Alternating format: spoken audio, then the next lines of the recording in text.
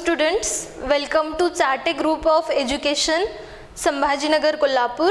Myself Snehal Kamble, Science Faculty. आपण laws of motion हा topic study करत आहोत. लास्ट लेक्चरमध्ये आपण काय बघितलेलं आहे तर equation of motion. Okay, we have derived two equations of motion.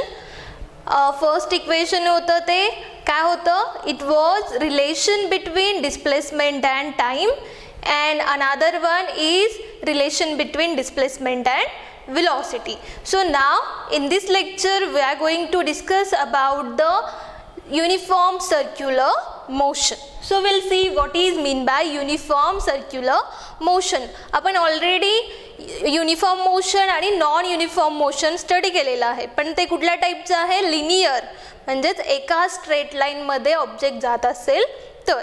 So now we'll discuss about the uniform circular motion. So first, before starting, we'll discuss here. You can see these pictures. Okay, आता हा काय square आहे, हा pentagon आहे आणि हा hexagon आहे. So तुम्हाला काय करायचं आहे, take a pencil and move your pencil over these different shapes. ह्या वेगवेगळ्या शेप्स वरून तुम्हाला पेन्सिल काय करायची आहे, मूव करायची आहे. ओके, सो फर्स्ट काय होईल बघा, इथून मूव करताना इथं आपल्याला टर्न करायला लागेल. ओके, देन आफ्टर दिस इथून इकडे परत आपल्याला टर्न करायला लागेल. सो इकडून परत इथे टर्न करायला लागेल आणि परत इथे. म्हणजेच काय तर इट हॅज 4 साइड्स आणि त्यामुळं आपल्याला डिरेक्शन, आता पेन्सिल आपण जेव्हा मूव करत असतो त्यावेळी आपल्याला किती वेळा डिरेक्शन चेंज करायला लागते तर 4 टाइम्स आपण डिरेक्शन चेंज करतो. आता इथे पेंटागॉन आहे, पेंटागॉनला साइड्स किती असतील तर 1 2 3 4 and 5. ओके, म्हणजे 5 वेळा आपल्याला डिरेक्शन चेंज करायला लागेल. आणि इथे हा काय हेक्सागॉन आहे, त्यामुळं इथं किती वेळा साइड चेंज करायला लागेल तर 6 टाइम्स आपल्याला डिरेक्शन चेंज करायला लागेल, कारण साइड किती आहेत तर 6 आहेत. Okay, so from this we can conclude that as number of sides increases. Okay, number of sides आता इथे 4 आहेत, इथे 5 आहेत आणि नंबर ऑफ साइड्स इथं 6 आहेत. As the number of sides increases, जसं नंबर ऑफ साइड्स इन्क्रीज होतात, so the direction changes more and more.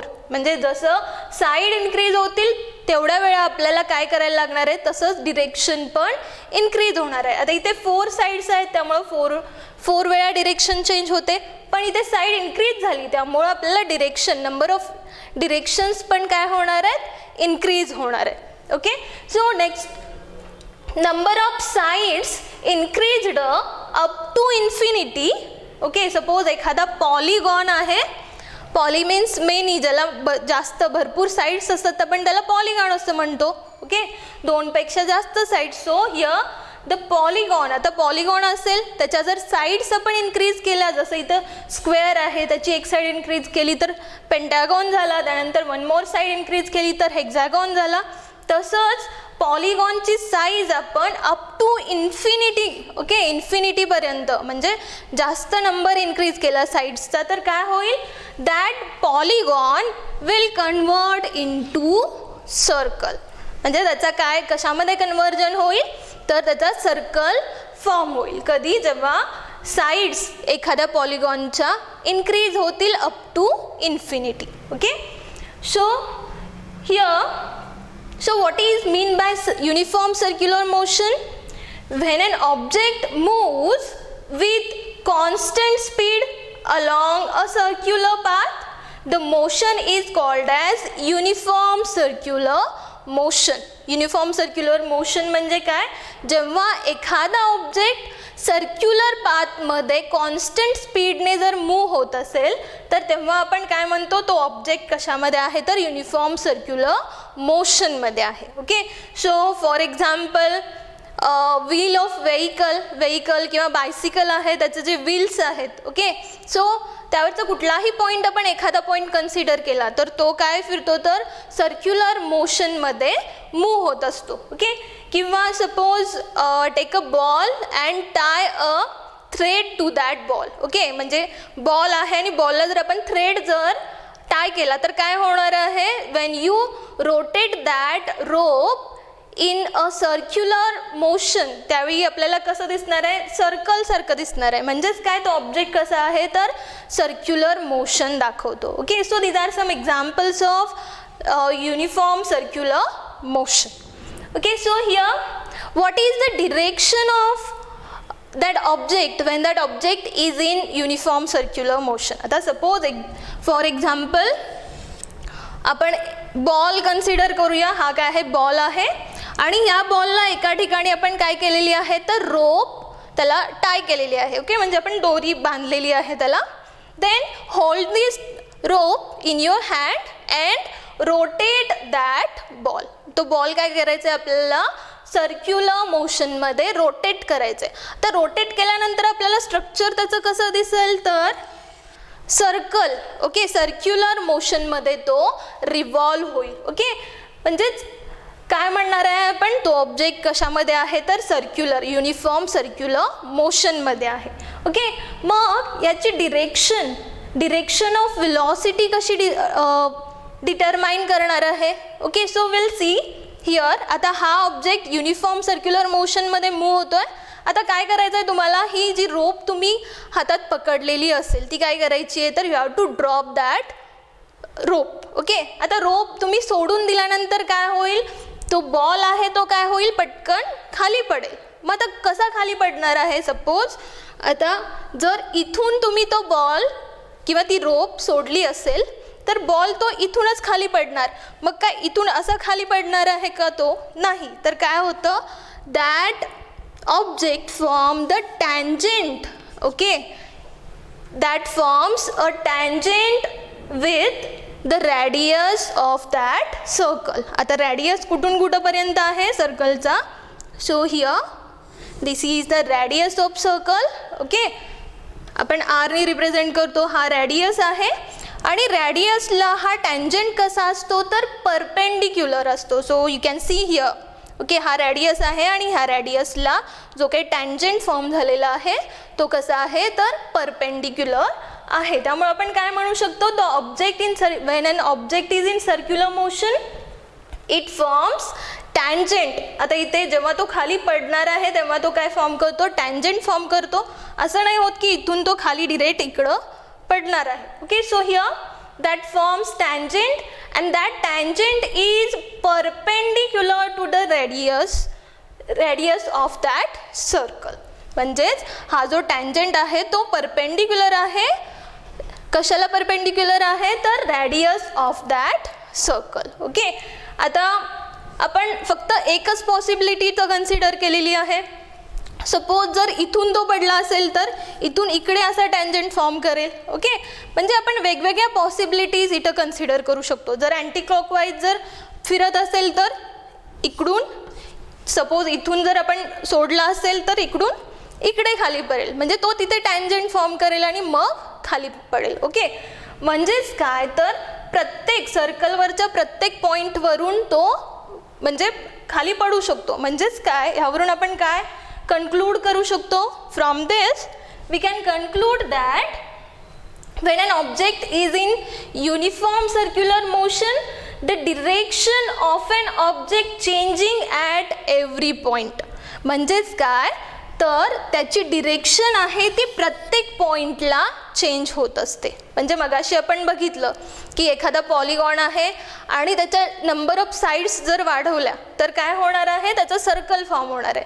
मग नंबर ऑफ साईड्स वाढवल्या म्हटल्यानंतर डिरेक्शन पण काय होणार आहे, पहिल्यांदा आपण बघितलं नंबर ऑफ साईड्स. आता नंबर ऑफ साईड्स वाढवल्या असतील तर काय होणार आहे, त्याची डिरेक्शन तेवढ्या वेळा त्याला चेंज करायला लागणार आहे. कारण मगाशी आपण एक्झाम्पलमध्ये बघितलं होतं पॉलिगॉन किंवा पेंटॅगॉन आहे त्याला 5 साईड्स आहेत त्यामुळे 5 वेळा डिरेक्शन चेंज करायला लागेल. मग इथं साईड्स जर इन्फिनिटी टाइम्स वाढवलं आपण तर डिरेक्शन पण किती वेळा चेंज करायला लागेल, इन्फिनिटी टाइम्स आपल्याला चेंज करायला लागेल. ओके, आणि डिरेक्शन चेंज झाल्यामुळं काय होतं, त्या ऑब्जेक्टची व्हेलॉसिटी पण चेंज होते. ओके, सो एखादा ऑब्जेक्ट सपोज स्ट्रेट लाईनमध्ये जात असेल आणि सपोज त्याची डिरेक्शन लेफ्ट साईडला असेल किंवा राईट साईडला, डिरेक्शन चेंज केली तर ऑफकोर्स त्याची व्हेलॉसिटी पण काय होते, बदलते, चेंज होते. So that's why here circular मोशनमध्ये एखादा ऑब्जेक्ट जेव्हा मूव्ह होत असतो त्यावेळी प्रत्येक पॉईंटला त्याची व्हेलॉसिटी काय होत असते तर बदलत असते. Okay, so that is about the uniform circular motion. Okay, so we'll see how to find out the speed of that object which is moving in uniform circular motion. So here the speed that is equal to circumference upon time. आता एखादा object जर circular motion मध्ये move होत असेल तर त्याचं speed कसं काढणार आहे तर सर्कम्फरन्स, त्या सर्कलचं जे काही सर्कम्फरन्स आहे डिवायडेड बाय टाईम. ओके, म्हणजे एका पॉईंटपासून परत रोटेशन कंप्लीट करून त्याच पॉईंटला येण्यासाठी लागणारा तो time. Okay, so that is the speed of that object. So here स्पीडला पण काय लिहिणार आहे, it is represented by V. पण आपण अगोदर बघितलं होतं की व्हेलॉसिटीसाठी पण आपण काय वापरतो, व्ही हा सिम्बॉल वापरतो. मग this speed is also denoted by V.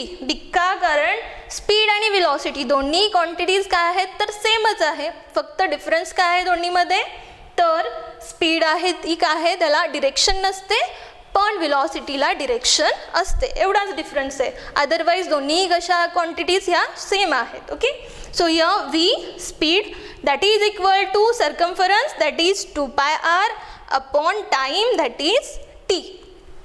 आता इथं आर काय आहे तर रेडियस आहे, जे ह्या सर्कलचा रेडियस असणार आहे आणि time required to complete that circular path. So that is about how to about the formula to find out the speed of that object which is moving in a circular path. Okay, and suppose एखादा object circular motion मध्ये move होत असेल तर that object is also said that that object is in accelerated motion. म्हणजे आपण काय म्हणू शकतो, तो ऑब्जेक्ट ॲक्सेलरेटेड मोशनमध्ये आहे, म्हणजे युनिफॉर्म मोशनमध्ये पण आहे पण आपण काय म्हणणार आहे ॲक्सेलरेटेड मोशनमध्ये. मग आपण ऑलरेडी स्टडी केलेला आहे एखादा ऑब्जेक्ट जेव्हा ॲक्सेलरेटेड मोशनमध्ये आहे असं आपण कधी म्हणतो, जेव्हा त्याची व्हेलॉसिटी आहे ती काय होते, चेंज होते. कारण आपण बघितलेलं आहे change in velocity in unit time that is the acceleration. मग इथं आपण बघितलेलं की प्रत्येक पॉईंटला velocity चेंज होत असते when that object is in circular motion. So that's why velocity change झाली त्यामुळं acceleration होणार आहे आणि त्यामुळे तो ऑब्जेक्ट काय म्हणणार आहे आपण, that object is in accelerated motion. Okay, so काय बघितलं आपण, uniform circular motion. So we have discuss that when an object moves with constant speed along a circular path, the motion is called as uniform circular motion. Okay, and we have also discussed about the direction of velocity. Okay, so here when object is in uniform circular motion, then it forms tangent. That tangent is perpendicular to the radius of the circle. Okay, and then we have also discussed that when that object is in uniform circular motion, then direction of an object changing at every point. म्हणजेच प्रत्येक पॉइंटला त्याची direction change होत असते कारण त्यामध्ये infinity number of sides present असतात. And the object is also called that it is in accelerated motion. Okay, then how to calculate speed? Speed is equal to circumference upon time. So speed is denoted by v, that is equal to 2πr upon t. So here r is the radius and t is the time. So that is about the uniform circular motion. Next we'll discuss Newton's laws of motion. So there are 3 laws. In this here we'll discuss first law of motion. Okay, so आपण काय study करतोय, Newton's laws of motion. in that Newton's first law of motion. Okay, so before starting this, we'll discuss what is mean by balanced force and what is mean by unbalanced force. So what is balanced force? It do not change the state of rest of motion of an object. Okay, म्हणजे एखाद्या ऑब्जेक्टची state of rest किंवा state of motion change होत नाही, त्या फोर्सला आपण काय म्हणतो तर बॅलन्स्ड फोर्स असं म्हणतो. Suppose here a wooden box. Okay, आपण वुडन बॉक्स टेबलवरती प्लेस केलेला आहे and you have to pull that box from both the sides. Okay, आता ह्या साईडनी आणि ह्या साईडनी सपोज तुम्ही बॉक्स काय करत असाल तर तो पुल करत असाल. So here you have to pull from both the sides. आता इथे जे काही फोर्स अप्लाय होणार आहे म्हणजे दोन्ही साईडला जो फोर्स असेल तो कसा असेल, सपोज तो फोर्स इक्वल फोर्स आहे.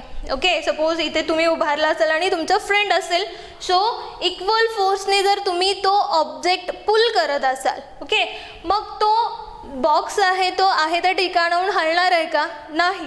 So that object will remain in the state of rest. Okay, म्हणजे ऑलरेडी तो रेस्टमध्येच होता, पण आपण इथे फोर्स अप्लाय केला आणि फोर्स अप्लाय केल्यानंतरही तो आहे त्याच पोझिशनला आहे. ओके, म्हणजे स्टेट ऑफ रेस्टमध्येच आहे.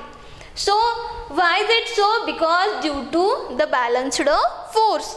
म्हणजे ह्यावरती जो फोर्स अप्लाय झालेला आहे पण तो कुठल्या टाईपचा आहे तर बॅलन्स्ड फोर्स, कारण दोन्हीकडेही बॅलन्स झालेला आहे फोर्स. ओके, दॅट्स वाय दोन्हीकडचा फोर्स सेम असल्यामुळं रिझल्टिंग फोर्स इथं काय असणार आहे? Resulting force will be 0. Okay, आणि त्यामुळं तो ऑब्जेक्ट आहे तो आहे त्याच ठिकाणी असणार आहे. ओके, त्यामध्ये काहीही चेंज झालेला आपल्याला दिसणार नाही. त्यानंतर next unbalanced force. So what is unbalanced force?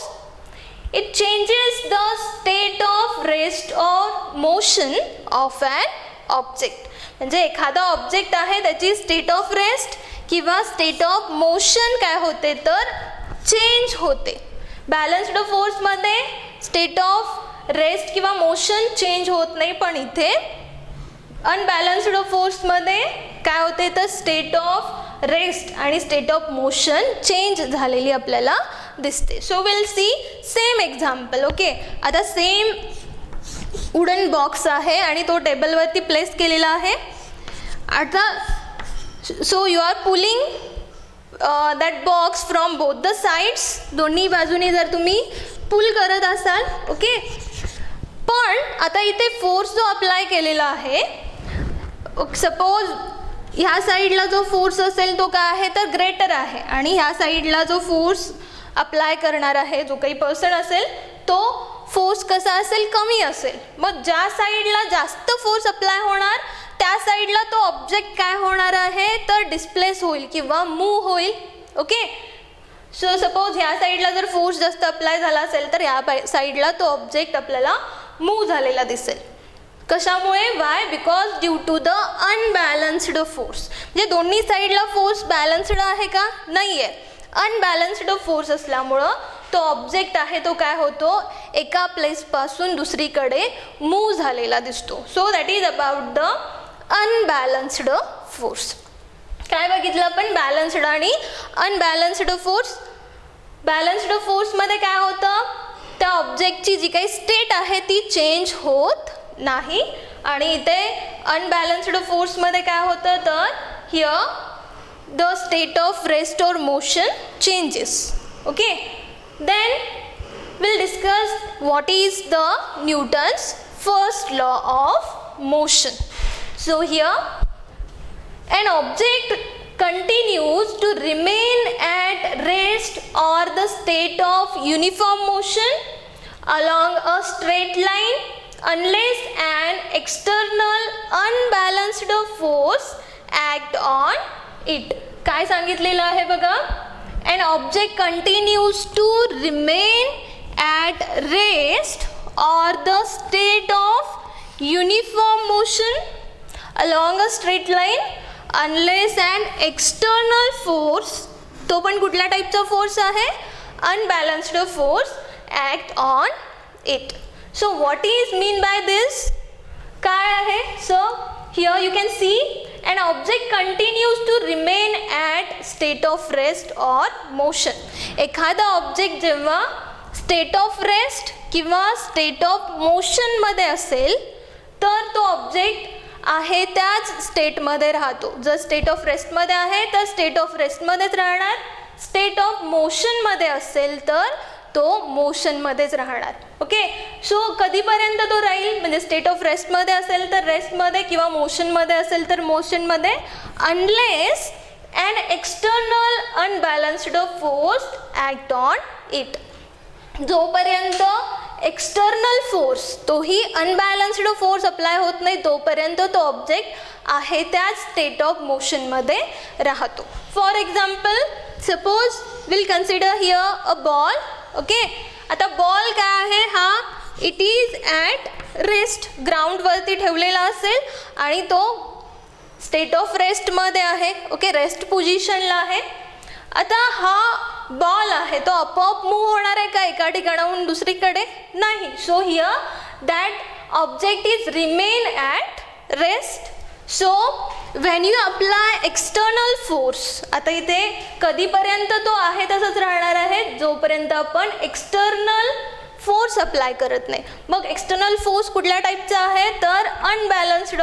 का, कारण बॅलन्स्ड फोर्समध्ये तो ऑब्जेक्ट काय होणार नाही, चेंज होणार नाही. जरी एक बॅलन्स्ड फोर्स जेव्हा अप्लाय होतो त्यावेळी तो ऑब्जेक्ट आहे त्या स्टेटमध्ये राहतो. त्यामुळे इथं कुठल्या टाईपचा फोर्स आहे, अनबॅलन्स्ड फोर्स. सो हिअर आता फोर्स अप्लाय केला म्हणजे काय, सपोज आपण ball, Wien you kick the ball, so at that time the ball will roll over the ground. तो ग्राउंडवरून काय होईल, रोल होईल. म्हणजेच काय आहे, तो स्टेट ऑफ रेस्टमध्ये होता, तो कशामध्ये आला तर मोशनमध्ये आलेला आपल्याला दिसतो. ओके, म्हणजेच इथं काय झालं, एक्सटर्नल फोर्स अप्लाय केल्यामुळं त्याचं जो काही स्टेट ऑफ रेस्ट आहे तो कशामध्ये आला, स्टेट ऑफ मोशनमध्ये आलेला दिसतो. So next, the state of uniform motion along a straight line. आता आपण रेस्टचं एक्झाम्पल बघितलं. सपोज एखादा ऑब्जेक्ट स्टेट ऑफ मोशनमध्ये आहे. आता इथं uniform motion along a straight line असं का म्हटलेलं आहे, सपोज एखादा बॉल जर मूव्ह होत असेल किंवा एखादी व्हेकल जात असेल तर ती क्रिसक्रॉस किंवा असं झिगझॅग लाईनमध्ये जाते का, नाही. तर कशी जाते, it move along straight line. त्यामुळं आपण इथं काय कन्सिडर केलेलं आहे, तो ऑब्जेक्ट युनिफॉर्म मोशनमध्ये आहे. ओके, स्ट्रेट लाईनमध्ये जात असेल. आपण इथे तर बॉलचंच एक्झाम्पल बघूया. Suppose that ball is rolling over ground, म्हणजेच आपण इथे काय म्हणणार आहे, तो रेस्टमध्ये आहे का, नाही. That object is in motion, म्हणजे स्ट्रेट लाईनमध्ये युनिफॉर्म मोशनमध्ये तो चाललेला आहे. आता हा जो बॉल आहे तो आपोआप थांबणार आहे का एका ठिकाणी, म्हणजे ऑफकोर्स तो काही वेळाने एका ठिकाणी थांबेल. का, due to presence of friction, तिथं फ्रिक्शन आहे त्यामुळं थोड्या वेळाने तो बॉल थांबेल. पण त्याच्या अगोदर जर ball when you apply here force, त्यावेळी काय होणार आहे, तो बॉल आहे तो, suppose you apply here force, तो बॉल काय होणार आहे, it will come at the state of rest, रेस्टला येईल. का, कारण तुम्ही एक्सटर्नल अनबॅलन्स्ड फोर्स इथं अप्लाय केलेला आहे. पण इथे फोर्स जर अप्लाय केला नसेल तर तो बॉल थांबणार आहे का, नाही. That ball will roll over the ground, जोपर्यंत आपण त्याला एक्सटर्नल फोर्स अप्लाय करत नाही. Okay, so here that is the first law of motion, Newton's first law. काय आहे लॉ आपण बघितला, an object continues to remain at rest or state of uniform motion along a straight line. म्हणजेच एखादा object it remain at state of rest or motion, म्हणजे state of रेस्टमध्येच राहतो किंवा स्टेट ऑफ मोशनमध्येच राहतो. कधीपर्यंत राहतो, unless and external unbalanced force act on it. ते जोपर्यंत एक्सटर्नल फोर्स, अनबॅलन्स्ड फोर्स त्यावरती ॲक्ट होत नाही तोपर्यंत तो ऑब्जेक्ट आहे त्याच स्टेट ऑफ मोशनमध्ये राहतो. So that is the Newton's first law of motion. So here you can see here आपण म्हणतो की remain at rest or remain at motion. So here that Newton's first law of motion, it explains the phenomenon of inertia. Okay, it is similar to the inertia.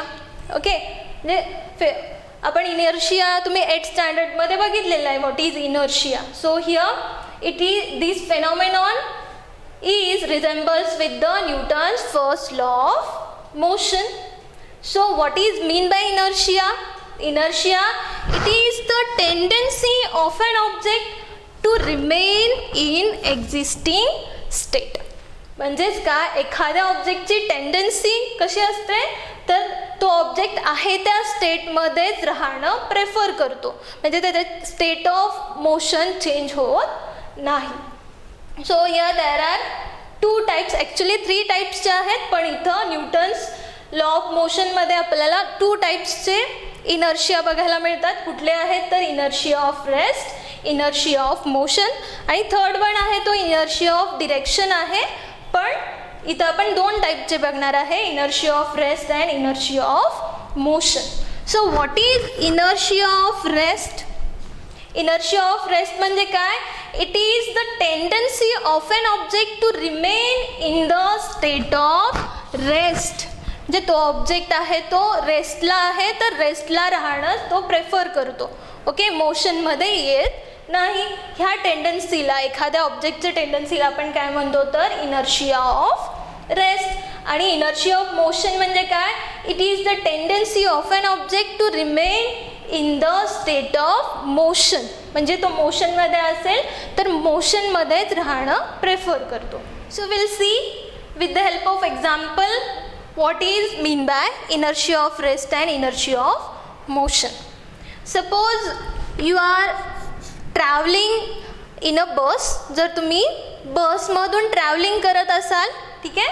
आता बस काय आहे तर सुरुवातीला rest पोझिशनला आहे. ओके, त्यामुळे तुम्ही पण कसं असणार आहे तर रेस्ट पोझिशनलाच असणार आहे. ओके, आता बस जेव्हा स्टार्ट होते त्यावेळी काय होतं, बस स्टार्ट झाल्यानंतर सपोज ह्या डिरेक्शनमध्ये बस जात असेल, सो ही काय झाली बसची डिरेक्शन, म्हणजेच बस मोशनमध्ये आली. ओके, पण आता सपोज तुम्ही बसमध्ये असाल, so you are in the state of rest. पण जेव्हा बस स्टार्ट होते म्हणजेच ह्या डिरेक्शनमध्ये जाते त्यावेळी you feel the backward jerk. Backward jerk म्हणजे तुम्हाला मागे पडल्यासारखं वाटतं.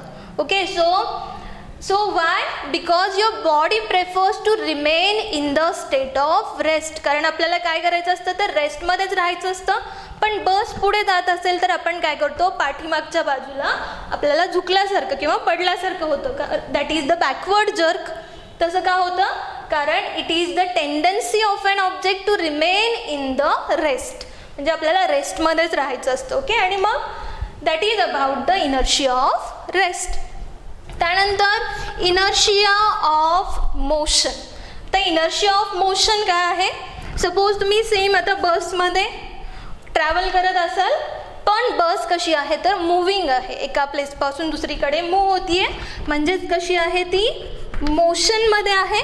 ओके, आता वेन ब्रेक इज अप्लाइड, आता जेव्हा ब्रेक अप्लाय करणार आहे, ब्रेक अप्लाय केल्यानंतर काय होतं, सो मोशनची डिरेक्शन कुठली आहे? ही डिरेक्शन आहे. ओके, आणि ब्रेक कुठल्या डिरेक्शननं अप्लाय केलेला आहे? ह्या डिरेक्शनमध्ये अप्लाय केलेला आहे, म्हणजे अपोजिट डिरेक्शनमध्ये अप्लाय केलेला आहे. ओके, सो हियर आपण कुठल्या डिरेक्शनमध्ये? बसच्या डिरेक्शनमध्ये जात असतो. पण ज्यावेळी ब्रेक अप्लाय केलेला आहे, आता ब्रेक अप्लाय केल्यानंतर बस आहे ती कुठल्या स्टेटला येईल? रेस्टला येईल. पण त्यावेळी आपण कुठला जग फील करतो? सो वी फील फॉरवर्ड जग. ओके, म्हणजे पुढच्या बाजूला आपल्याला झुकल्यासारखं किंवा पडल्यासारखं होतं. का? कारण आपण पुढच्याच डिरेक्शनमध्ये चाललो आहे, त्यामुळं आपल्याला मोशनमध्येच राहायचं असतं. ओके, सो पण इथं ब्रेक अप्लाय केल्यामुळं काय होतं, आपण स्टेट ऑफ रेस्टला येतो. So here that is about the inertia of motion. Okay, किंवा आपण फॅनचं एक्झाम्पल घेऊ शकतो to understand this inertia of rest and motion. आता जेव्हा आपण फॅन ऑफ असेल सपोज, ओके, म्हणजे स्टेट ऑफ रेस्टला आहे तो, पण जेव्हा आपण स्विच ऑन करतो त्यावेळी आपण काय करतो, फोर्स अप्लाय करतो. ओके, आणि फोर्स अप्लाय केल्यामुळं तो काय होतो तर मूव व्हायला लागतो. Okay, so that is the end. जेव्हा सपोज तो मूव होत असेल, रोटेट होत असेल, पण जेव्हा आपण फोर्स अप्लाय करणार आहे त्यावेळी काय होणार आहे, तो that fan will turn off. आता टर्न ऑफ केल्यानंतर तो लगेच इमिजिएटली टर्न ऑफ होतो का, तो थोडा वेळ कंटिन्युअसली काय होत असतो तर रिव्हॉल्व होत असतो आणि मग थोड्या वेळाने तो थांबतो जरी आपण स्विच ऑफ केला. म्हणजेच काय, that is the inertia of motion. Okay, so here we discuss about Newton's first law. त्यामध्ये आपण बॅलन्स्ड आणि अनबॅलन्स्ड फोर्स बघितलेला आहे. बॅलन्स्ड फोर्समध्ये ऑब्जेक्टचं स्टेट ऑफ मोशन चेंज होत नाही आणि अनबॅलन्स्ड फोर्समध्ये काय होतं तर स्टेट ऑफ मोशन आहे ती चेंज होते. त्यानंतर we discuss what is mean by Newton's first law of motion. An object continues to remain at rest or at state of motion along a straight line unless an external unbalanced force act on it. And this law of motion, that is the Newton's first law of motion, this explain the phenomenon of inertia. म्हणजे इथं state of रेस्टमध्ये आहे आणि मोशनमध्ये तो तिथेच राहणं, remain तसंच राहणं prefer करतो. म्हणजेच काय आहे, it is the phenomenon of inertia जोपर्यंत एक्सटर्नल फोर्स त्यावरती अप्लाय होत नाही. सो इनर्शिया म्हणजे काय, tendency of an object to remain in existing state. And there are two types of inertia, inertia of rest and inertia of motion.